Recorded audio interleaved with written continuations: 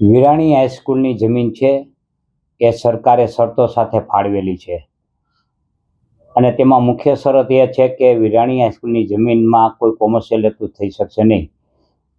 ટૂંકમાં શૈક્ષણિક હેતુ સિવાય કોઈ કાર્ય થઈ શકશે નહીં, કે કોઈને ભાડે આપી શકાશે નહીં, કે તેમાંથી નફો રળી શકાશે નહીં, તેવી સ્પષ્ટ શરતો હોવા છતાં વિરાણી હાઈસ્કૂલના પ્રવર્તમાન ટ્રસ્ટીઓએ આ વિરાણી સ્કૂલના મેદાનમાં એક મોટું ખાણીપીણીનું બજાર ઊભું કરી દીધું છે.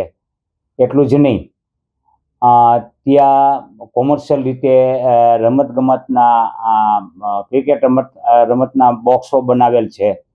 આ બધી બાબતો છે એ જે મૂળભૂત હેતુથી જે જમીન અપાયેલ છે તે મૂળભૂત હેતુની વિપરીત છે, વિરુદ્ધ છે.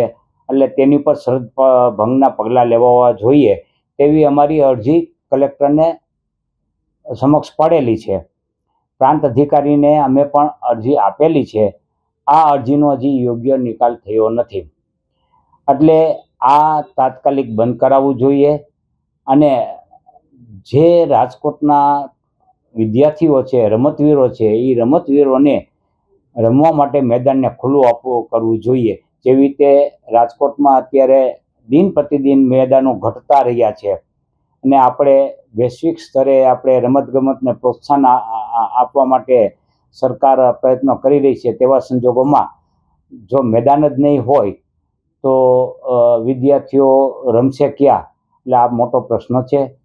એટલે આ સદભંગના પગલાં લેવાય અને ટ્રસ્ટીઓ પર યોગ્ય કાર્યવાહી કરવામાં આવે અને જે નફો રળ્યો છે એ ટ્રસ્ટીઓ પાસેથી વસૂલ કરવામાં આવે. આ બધી અમારી માંગણીઓ છે.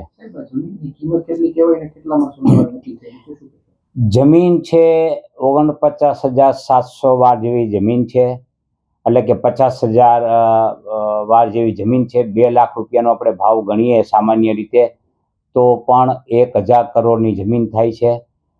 અને આ જમીન વેચવા માટેના પ્રયત્નો થયેલા પણ એની ઉપર અમે 2019-20ની અંદર કાર્યવાહી કરી અને તે અટકાવી દીધેલું છે. પણ હજી તેમની માનસિકતા છે અને ટ્રસ્ટીનો દોરો છે એ જમીન ઉપર છે. એટલે મારી દ્રષ્ટિએ આ જમીન સરકારી છે અને સરકારી રહેવી જોઈએ અને સરકારની પરવાનગી વગર કોઈ પણ કાર્ય થવું જોઈએ નહીં. વેચાણ સિવાય સહિતની કોઈ પણ તબદીલી થવી જોઈએ નહીં, એવી અમારી માંગણી છે.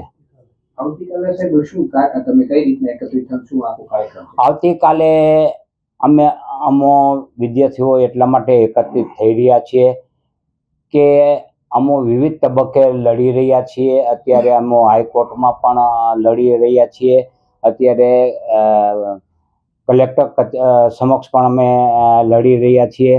આ લડતને કેવી રીતે મજબૂત બનાવી અને આગળની સ્ટ્રેટેજી નક્કી કરવા માટે અમો એકત્રિત થયા છીએ. અને જે શરતભંગ થયો છે તે શરતભંગ ઉપર સત્વરે પગલાં લેવાય અને જમીનને ખુલ્લી કરવામાં આવે, મેદાનને ખુલ્લું કરવામાં આવે અને વિદ્યાર્થીઓને અને રમતવીરોને રમવા માટે ફરીથી કાર્યરત કરવામાં આવે. તે માટે મારી લડત છે.